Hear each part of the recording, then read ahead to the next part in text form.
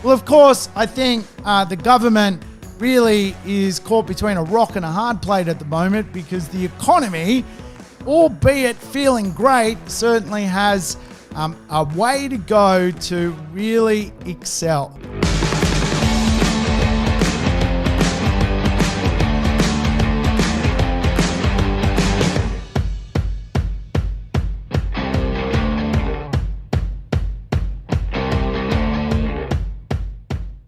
Welcome to the Urban Property Investor. I'm your host, Sam Saggers, here to help you crack the code of real estate wealth. Today's show is a budget cracking affair. We're going to dig into the Australian budget, obviously delivered by Treasurer Josh Frydenberg. The 2021-2022 budget is today's podcast. You've probably heard all about it. You probably think it's boring as batshit, but hey, I think we need to go over this stuff because budgets do have a big impact on the real estate community. In fact, you can go back to the 2019 budget. That year, we ended up having some big impacts from the real estate market as a negativity. We had things like, for example, older properties being removed from getting depreciation or large parts of depreciation, which of course meant property investors had to go about reshaping their portfolio, looking for better tax incentives in certain asset classes. So budgets have a big impact on the real estate community. It's arguably said that the last sort of budget that came out with plenty of spending really saved the economy. And of course, for real estate, some of the big spends, particularly in the first home buyer and new build section of the marketplace, absolutely created some buzz, some activity. And of course, as a result, a lot of capital growth. In fact, the new building boost or the building boost, which was injected with Home Builder, absolutely had a big impact on the real estate marketplace over the last 12 months. Of course, that has been stripped back and taken away. So where do we find ourselves today? How do we align ourselves with the 2021-2022 budget by Josh Frydenberg? Well, of course, I think the government really is caught between a rock and a hard plate at the moment because the economy, albeit feeling great, certainly has a way to go to really excel. Even though we're the envy of the rest of the world, a large part of that is because the rest of the world is just not coping with coronavirus. I think it is fair to say with coronavirus, we are not out of the woods yet, and there certainly is a little bit of work to be done to get us into a place where the economy is going gangbusters. But the rebound has been spectacular. It's caught many by surprise. And I think in some respects, to sum it all up, one word would be amazing. Yes, we are seeing some amazing results in asset prices. The ASX 200 All Ordinaries has just reached another record high. Its previous record back in January 2020 already rebounded. The Australian dollar has rebounded from hitting a low around when the coronavirus hit, 56 cents. It's now at 78 cents. So Australia is doing pretty well. But I think budgets are so important to dig into some of the details so we can make some business decisions around our portfolio and what potentially we need to do with it if we're buying, selling, or trading. So we're going to dig into it. If it's your first time joining me on the show, welcome aboard to the Urban Property Investor. I always say play the show in 1.5 speed or 2 speed. Knock it over in 15 minutes and your life may just get better because you'll have something else happening in your world other than listening to me. But I tell you what, this is where real estate and, of course, the economy meet the budget. And I think, the Reserve Bank has done what it can to actually stimulate the economy. And one would argue that the Reserve Bank of Australia is no longer in charge of the economy, really is now the government who's in charge of the economy. And it's really, the economy is being rebounded by spending. Now, there's 4 ways you can grow your economy. The first way is to sell your resources. The second way is to increase productivity by spending. The third way is to innovate. And the fourth way is to increase your population. Obviously, 3 of the 4 is underway. Our resources, our iron ore, selling at a record price, which of course is just fantastic for the economy. When it comes to spending, the government's doing all the spending and then we're following suit. They're working out how to put money in our pocket and we're, without question, responding. Retail spending is through the roof. There's nothing to buy. There's no cars left to buy. Secondhand cars are going up in value. Assets are going up in value. People are shopping in the real estate community, spending bucket loads. So we are in a pretty interesting period. We're also in a period of great innovation. Productivity is increasing through innovation. People are working and working out how to work smarter. So it is certainly unfolding.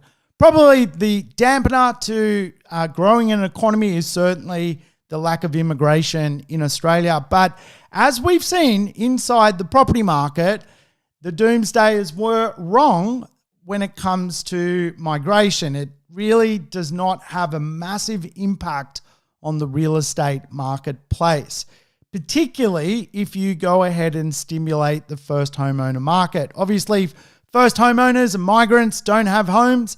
So if you stimulate the marketplace, you will get a result. Now, last budget, we had some great activity when it came to the first home buyer marketplace. Of course, one of the emergency budgets which came out was that we were going to create a home builder boost. Anyone building a home could spend $25,000 of taxpayer money to do it. And people responded in droves. Today, the land shortage around Australia is ridiculously tight. There's no land. Everyone's gone out and built new family homes. And as such, we've seen a big stimulus in the economy. A lot of that has come out of budgets. So budgets are really important. And I think it's fair to say that the budget is probably almost more important than the first Tuesday of every month at the moment, where the Reserve Bank comes out and gives us an update on where they see the economy. The cash rate is nothing. It's 0.1%. So the Reserve Bank cannot stimulate growth in the economy without meddling with rates, which they won't do. And they've openly said by 2023, we'll next look at rates late in 2023, really 2024. So it's an interesting place we find ourselves. We did have a recession, even though most people would be like, what recession? It kind of felt that way. It was so quick. Obviously, we had 2 economic quarters in a row where GDP declined and we had a technical recession. Obviously, the big era was that sort of lockdown period in 2020 where the economy shrunk by 7%. Since then, though, we've had 2 miraculous rebounds in the economy of 3+% quarters. What that has fundamentally done is brought us back to a place now where over really a 12-month period, we're starting to actually end up in a place where the economy is growing. And so sentiment, it is also growing. We've got the All Ordinaries reaching a new peak, the Australian dollar's up, but certainly the Reserve Bank of Australia would probably like to see that dollar drop a tad because Australia is a land of exporters. We export mining, we export agriculture, and obviously a competitive Australian dollar really does allow for more exports. When it comes to the real estate marketplace, the last 12 months since the last fundamentally budget came out, we saw some amazing things, right? Real estate marketplace now is growing in value like many other asset classes, and it has been led by owner-occupiers spending money. People feel like they got money in their back pocket to spend. The cash rate is so low. And of course, the real estate market is responding. Interesting, we also had that first home buyer boom. And it's probably fair to say now the first home buyer market is starting to slow down a little bit. It's still very strong, but we've had the biggest first homeowner injection of buyers coming into the market since 2009, since when Kevin Rudd stimulated the economy after the GFC. We saw a lot of first home buyers then responding to a grant. We saw a lot of first home buyers over the last 12 months. Really, what I found very interesting is just how people do need an extra $40,000 or $50,000 from government incentives to get into the marketplace. Certainly when that stuff's available, like Home Builder Boost, it does create a lot of stimulus, which is very, very interesting to say the least. Are people broke without money? The time to save money, it's very hard for people. And of course, some of these booths really do create interesting outcomes from their activity. But hey, that was the last budget. It's been an interesting sort of 12 months. We've seen certainly the jobless rate start to fall. And, you know, before coronavirus, we're at 5.2% jobless rate. We hit 7.5% in the middle of the pandemic. Now we're down to about 5.6%. So unemployment is really good by world standards, but it's not low enough for wage growth. And this is the biggest problem of everybody really in society, that wages are not growing. They haven't grown in years. And for the next 10 years, they're not going to grow. Wages are not moving anywhere. Really, this budget is a representation of the fact that wages aren't growing. Reserve Bank of Australia openly discusses that for wages to grow, jobless rate needs to fall to 4%. That's not happening anytime soon. We're at 5.6%. Dropping to 4% would mean we would literally need to go and find, almost, 800, 900,000 jobs. And it's just simply not going to happen. It will get tighter, but it is not going to happen that we're going to end up in a place where we get wage growth. And so we're in a position now. Sorry, that was my phone ringing. I've got the phone ringing. I'm getting bloody cold called by hundreds of people. Cold calling's back, isn't it? People ring me about all sorts of stuff. So I'm scared to answer the phone these days. I never know who it is. It's some sort of cold caller. So we're in an interesting position where really the government, the only way to stimulate the economy is to talk about tax cuts. So think of it this way, right? Because we're not able to get a wage increase, the only other way to put more money in our back pocket is to cut taxes. Of course, if you cut taxes, arguably at some point there is a flow-on effect for society, and when that austerity kicks in, where government cannot spend money and they don't have the tax revenue to spend on things, you tend to see, I guess, society become a little bit run down, so to speak. So in other words, right now we're borrowing a bucket load of money, and is certainly helping me. It's helping you. It's helping everyone who's alive today and in the economy today. 10 years from now, though, maybe it will have a bit of a sting in the tail, because we have now spent or borrowed around $1 trillion in spending. And of course, at the moment, it's that spending that's creating productivity, and that productivity is keeping us in jobs and certainly creating a wealth effect. So because rates are very low, the government's taken the approach with the budget to spend. And so down the track, there may be austerity. And I've been coaching people from a real estate perspective to really factor in their workshopping or due diligence that maybe by 2025, we'll start to see some rate movement. I think for the medium term, rates aren't going anywhere. They're not going anywhere at all. Potentially even the longer term. But if you want to feel safe about what you're doing and understand your income profile, I kind of coach people to put the interest rate up by around 2%. So let's say an average interest rate is 3% today. Why not do your mathematics when you're buying at 5%? And then you're really across, I guess, any future changes in the economy. You're going to create a bulletproof approach to owning real estate. So the budget's full of winners and losers, and it is the 2021-2022 budget. So I think we've got a lot to digest, and we'll try and link what potentially is happening in the real estate community as much as anything else.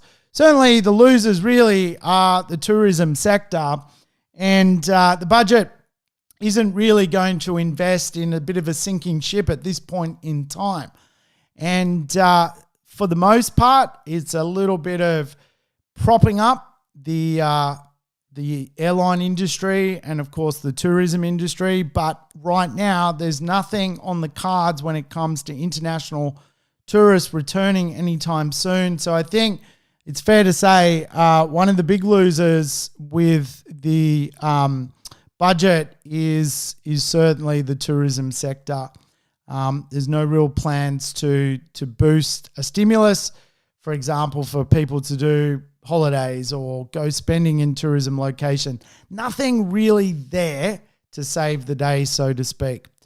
When it comes to aged care, though, I certainly think we are seeing a big spend, around $6.5 billion, to really connect people to aged care services, both in cities and regional areas. Certainly aged care is a bit of a winner. I think working families as well, absolute winner when it comes to the budget. And a lot of this, again, is to do with childcare for people to go to work. Today, we need two incomes really to make the world go round in a family environment. It's going to, the budget has put a little bit of pocket money there for working families to spend on childcare. But a lot of this, potentially is a little bit of political mastery as opposed to, certainly, people feeling the direct benefits from that childcare policy. I think, obviously, governments love spending on infrastructure. And when we look at the big infrastructure plans, there's some huge amounts being spent around Australia, Western Australia, 1.6 from the federal government, Victoria 3.4, New South Wales 3.8, Queensland $2 billion, or being spent on road and rail. And obviously, road and rail is something that certainly is almost like creating a future economic outcome, because the jobs that are connected to road and rail really are not that many. When you think about it, it might be sort of 10,000 jobs, but really the government looks at it like, well, if we're going to spend $15.2 billion, if it increases our productivity and innovation into the future, we can grow the economy from the result of the spend. So really, over the next 10 years, we're going to see some pretty incredible new infrastructure projects, about a $15.2 billion spend. But the big conversation piece of this budget is tax cuts. So certainly for middle income earners, they're going to have more money in their back pocket. Now, if you earn less than $37,000 a year, you're going to get tax relief of up to about $510 for the year. Doesn't seem like much, but when you analyze the cost of living increases, things like food, insurance, healthcare, power, it goes a little bit of the way to balance out the cost of living with wages stagnant. This is the big signal really in the economy that really we need to be very mindful of who we rent our real estate to. People are struggling out there at a basic level, and so certainly the tax relief is going to help. But as you know, I'm a big believer of choosing a quality talent, quality location, really and a quality property to fundamentally create a longevity outcome. Interesting, you're seeing people on 37 to 48 get around anywhere from $510 to $2,100 tax relief. Now you're talking. Now you're talking. And again, it gets even better if you're 48 to 90, which is really the largest workforce in Australia, getting around sort of $2,200 tax relief for the year. And people earning 90 to 126,000 are getting around that $2,500 tax relief. So a large proportion of Australia is going to now get an extra $2,000 a year to put in their back pocket, not from a wage increase, but absolutely from a tax relief. And of course, where that money is spent is going to be very, very interesting. Obviously, the idea is put more money in people's back pockets, get them spending. That eventually flows through to job creation. If the job can be created from the spending, then of course things like taxes can go back up. So you use tax relief to create jobs, and then once you've created the jobs, you put the taxes back up. That's generally how governments play this kind of game of stimulation of activity in the economy. But I tell you what, we're here to learn about the housing market or the property market, and there's certainly a few particulars which have come out in the budget which are quite exciting for the housing market. But I really do put these ones down as a little bit of political mastery or a bit of the old political ping pong, as opposed to going to have a real serious effect on the real estate marketplace. I do think, though, there's nothing in the budget to slow the real estate market down. It is going to perform. It is going to grow. Some people are expecting anywhere from 6 to 18% capital growth across most assets. For anyone who owns assets, they're making a lot of money. We've got people in my group who own 4, 5, 6, 7 properties. They're all looking at posting a $500,000 profit across their portfolio this year. So I tell you what I can tell you about budgets, about the economy, is the non-risk taker absolutely doesn't get far. And it's fair to say, I think this stimulus is really benefiting those with assets. People who have taken the risk, the government then is injecting money into the economy. The risk taker who's got property investments, who's taken out a mortgage on a family home, who's got a share portfolio, are seeing assets rise in value.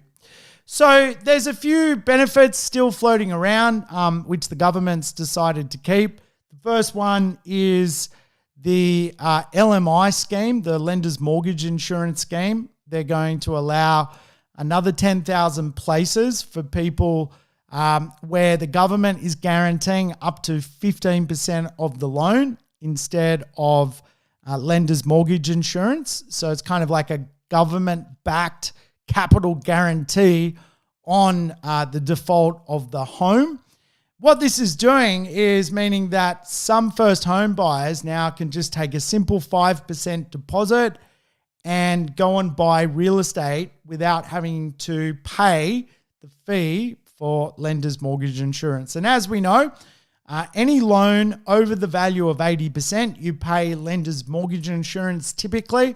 And of course, that means you're paying fundamentally a lot more than your deposit. So most Australians, as we saw with Home Builder, need a little bit of a boost to get into the housing market, particularly those millennials. And so the 10,000 spots, no doubt, will be soaked up pretty quickly. They were last time. And it really just means that people can put more money towards reducing their debt on their asset, or just go into the deal with less money to begin with. Obviously, if many first home buyers choose the wrong property, they're probably buying themselves a bit of a debt bomb on a 5% deposit.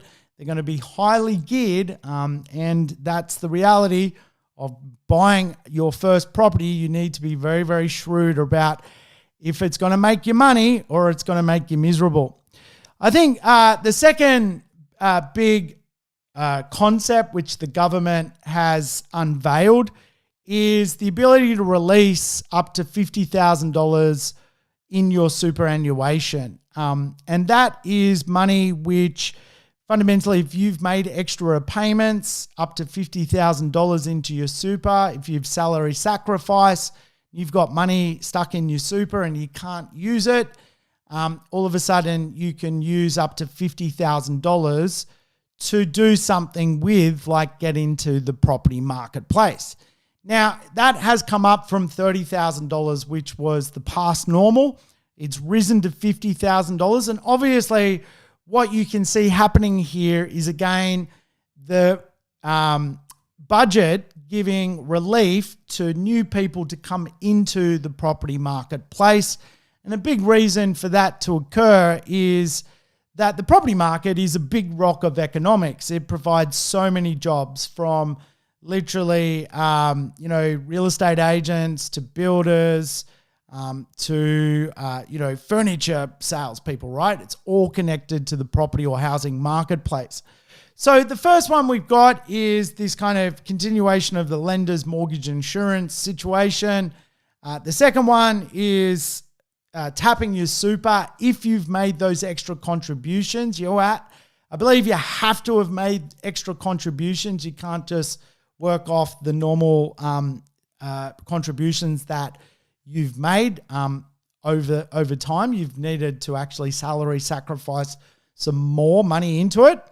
The third one is an interesting one, and I think this one is a bit of political mastery. It's really going to do nothing. For single parents, if they can qualify for a loan, they can actually buy real estate on a 2% deposit, and the government is going to back up the other 18%. Again, I think for many lenders, they probably, when they do the servicing, aren't going to see too many home loans written that way, where there's really arguably a higher risk person with certainly dependents, and they're putting in 2%. But you know what? It looks good in a newspaper, and it certainly probably appeals to many people in society. I doubt it's going to have an impact on the real estate market whatsoever. But hey, certainly, it's there for anyone who potentially could qualify and pass the ability to get a loan. So let's see what happens. I don't know. I'll be looking into that one a little bit deeper. I think probably the other big one here is the downsizer. Now, I talk about this a lot, that the downsizer is a really wealthy class here in Australia. In fact, if you look at the statistics, most of the money in society is stuck in downsizers' big houses. And of course, one of the challenges with that, with all that wealth in those properties, is they're not circulating in the economy.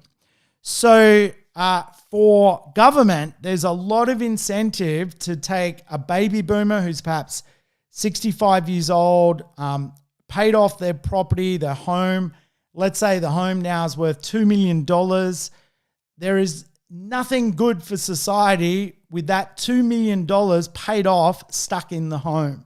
So government really wants that money out of the house, basically out of the home, and back into the economy spending. And so there is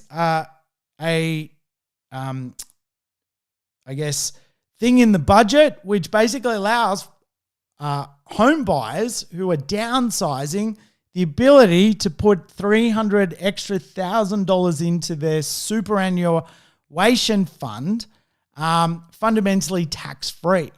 And of course, once it's in the fund, because they are of the appropriate age, anything that that fund owns or returns is fairly well tax-free, right? So it's a big, big reward for someone to downsize their property, perhaps sell their big sort of 4-bedroom family home in suburbia, go and buy a really sophisticated apartment, sell it for 2, buy a sophisticated apartment for 1, and put $300,000 into super, obviously pumping up their super fund and allowing them to not end up on the pension. So this is a really good one. The practicalities of it, though, are challenging because, as we know, people don't downsize because there's no stock to downsize into. A lot of the dwellings out in the marketplace just fundamentally don't cut the mustard when it comes to people downsizing, right? So another good idea in theory, but unless you build really good, sophisticated apartments, no one's downsizing to the 1970s walk-up red brick apartment complex. It's not what you downsize to. You downsize for a better life, not a... Now, I talk about this a lot, that the downsizer is a really wealthy class here in Australia. In fact, if you look at the statistics, most of the money in society is stuck in downsizers' big houses. And of course, one of the challenges with that, with all that wealth in those properties, is they're not circulating in the economy. So for government, there's a lot of incentive to take a baby boomer who's perhaps 65 years old, paid off their property, their home. Let's say the home now is worth $2 million. There is nothing good for society with that $2 million paid off stuck in the home. So government really wants that money out of the house, basically out of the home, and back into the economy spending. And so there is thing in the budget which basically allows home buyers who are downsizing the ability to put $300,000 extra into their superannuation fund, fundamentally tax-free. And of course, once it's in the fund, because they are of the appropriate age, anything that fund owns or returns is fairly well tax-free, right? So it's a big reward for someone to downsize their property, perhaps sell their big sort of 4-bedroom family home in suburbia, go and buy a really sophisticated apartment, sell it for 2, buy a sophisticated apartment for 1, and put $300,000 into super, obviously pumping up their super fund and allowing them to not end up on the pension. So this is a really good one. The practicalities of it, though, are challenging because, as we know, people don't downsize because there's no stock to downsize into. A lot of the dwellings out in the marketplace just fundamentally don't cut the mustard when it comes to people downsizing, right? So another good idea in theory, but unless you build really good, sophisticated apartments, no one's downsizing to the 1970s walk-up red brick apartment complex. It's not what you downsize to. You downsize for a better life, not a worse life. And so for me, I've actually been investing in this section of the market, been buying some 3-bedroom apartments because I know they skyrocket in value because the wealthy, sophisticated downsizer market absolutely loves them. They want them in droves and they just fundamentally is nothing. If you want to know what the most undersupplied real estate in Australia is today, it is sophisticated 3-bedroom apartments in lifestyle precincts. There is none. And if they come up, they sell for a song. I was just over in Mossman talking to an agent over in Mossman. In Mossman, Sydney, houses can sell for $10 million. And a lot of older people are like, well, I'd love to sell, but where do I go? It's the big question for many home buyers. How do you downsize, use this government incentive, and where do you go? So remember, you can make a non-concessional contribution over 3 years into your super of up to $300,000, right? So this particular one is doesn't count towards that. So for example, maybe a wealthy person can shove $300,000 into their super as a one-off contribution, and then over and above that, if they sell their property, they can shove another $300,000 into it. There are some rules around it. People have needed to live as an owner-occupier in the home for at least 10 years. The person needs to be over 60, I believe, to do it. And also the contribution needs to be proceeds of the house selling. Now, I'm not a financial planner, and I certainly do not want to be quoted on superannuation. So if you're listening, go and speak to your financial advisor around super. I'm just telling you what's in the budget. Absolutely interesting, the big squeeze to get more money circulating in the economy from the boomer marketplace, which are fundamentally in big houses, annoying society. And I often say this a lot, boomers annoy me. If you've ever been to a coffee shop and you're seeing a boomer sitting there having the $5 muffin and coffee deal and taking up real estate in the coffee shop and not leaving, they are the boomers I'm talking about. These people have a gazillion dollars in their house. They basically have no money in their back pocket. They are asset rich and cash poor. And you know what? I think they need to downsize. So let's encourage them to downsize, but we really do need to build the stock for them to go. Otherwise, they're going to be loitering in coffee shops forever. Tell you what, it's a bit of a fugazi. I don't think really the two big signals for downsizers and first home buyers, it's going to have a major impact on real estate values. Certainly a bit of status quo, keeping things rolling. Let's face it, the real estate market's doing very well and rolling along nicely. These budget announcements are just going to continue that effect. The wealth effect is really underway. And I think certainly when we wake up mid-2022, we're going to see some serious capital growth in the Australian property marketplace. That's it for the budget. Thanks for tuning in. I hope you've enjoyed the episode. I will catch you next time on the Urban Property Investor. Thanks for tuning in to the Urban Property Investor. To never miss an episode, make sure you subscribe to the podcast on your favorite app or on YouTube. And I would love it if you could give the show a rating and share it with your friends and family. In between episodes, you can always keep in touch with me by connecting on social media over Facebook, Instagram, or LinkedIn. Until we meet again on the next episode of the Urban Property Investor, take care and bye for now.